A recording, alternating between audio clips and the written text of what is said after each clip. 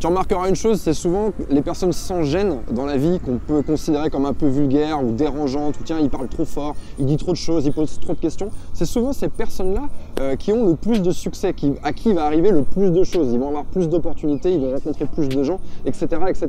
Parce que c'est des gens, en fait, qui n'ont pas peur du regard des autres.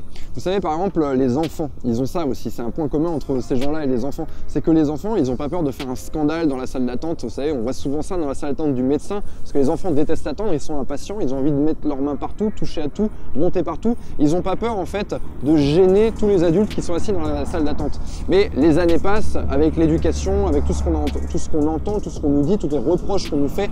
Mets pas tes mains là, fais pas ci, fais pas ça, il faut être bien silencieux à l'école. Et donc on a tendance dans la vie à étouffer cette forme de curiosité qui nous permet de progresser énormément. Réfléchissez bien à ça. La progression dans la vie, pour moi, ça vient de deux choses. D'abord, il y a une notion de territoire, c'est je prends mon corps, je le mets quelque part. Exemple, je prends mon corps, je le mets dans une bibliothèque, exemple basique. Maintenant, ça suffit pas, il va pas se passer quelque chose de magique si je fais ça.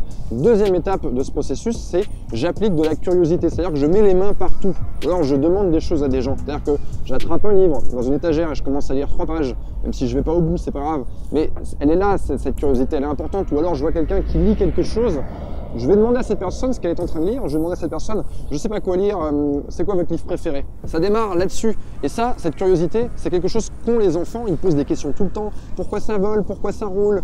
Pourquoi l'eau elle est froide? Etc. etc. Et bien ça, c'est quelque chose que vous devez redécouvrir.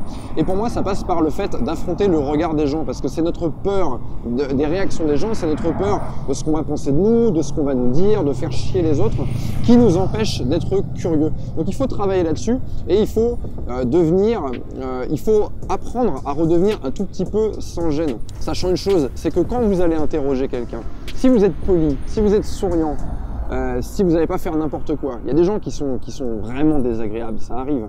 Mais si vous vous contentez juste d'aller vous intéresser, les gens vont être contents en fait. Ils vont être contents parce qu'on est tous un peu égocentriques. On est des êtres sociables. On aime attirer des gens à nous. On aime que quelqu'un vienne nous demander. Si quelqu'un vient me demander, tiens, tu l'as eu où ton blouson? Ça veut dire que j'ai du goût.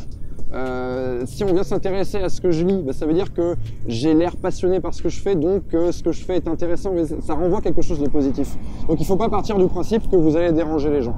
Déranger les gens, ça doit être votre objectif. Je récapitule un peu ce que je viens de dire parce que voilà, là je vous parle en freestyle et ça part un peu dans tous les sens. Prenez exemple sur les enfants. N'oubliez jamais que vous avez été cet enfant et que vous avez posé plein de questions. Donc faites-le encore aujourd'hui parce que vous avez plein de choses à apprendre. 2. Changez de territoire. Rien d'intéressant ne va vous arriver sur les territoires que vous connaissez. Mettez votre corps ailleurs. Et ensuite, une fois que vous avez changé de territoire, posez des questions aux gens. Je vais vous donner un exemple que j'ai déjà donné sur ma chaîne, mais j'ai écrit un livre qui s'appelle « Comment mettre un homme dans votre poche ». Eh bien, l'histoire de ce livre est simple. C'est 1. Changement de territoire. Au lieu de prendre mon café dans mon salon, je suis allé le prendre dans un café. Première chose, première étape, mais non suffisante cette première étape. Et 2.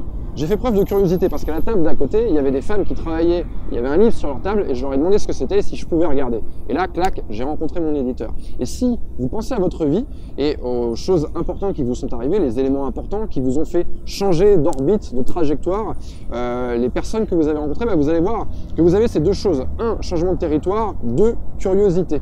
Donc, cultivez ça dans votre vie et n'ayez pas peur du regard des autres parce que, à moins d'aller vous exiler dans le Larzac et de vivre dans une grotte, le regard des autres, il sera toujours là. Quoi que vous fassiez, il y a toujours un regard des autres. Là, je suis en train de parler, il y a un regard des autres. Il y a 2 personnes qui viennent de passer à l'instant présent, qui m'ont regardé, une troisième là-bas. Le mec se retourne, coucou, toi, ça va? Enfin, je veux dire, je vais pas m'empêcher de faire ma vidéo parce qu'il y a un regard des autres, parce qu'à partir de là, je peux me dire que les gens qui sont dans leur bureau derrière, que je suppose, sont en train de me regarder également. Voilà ce que j'avais à vous dire aujourd'hui dans cette vidéo. La curiosité n'est pas un vilain défaut, donc allez-y, foncez.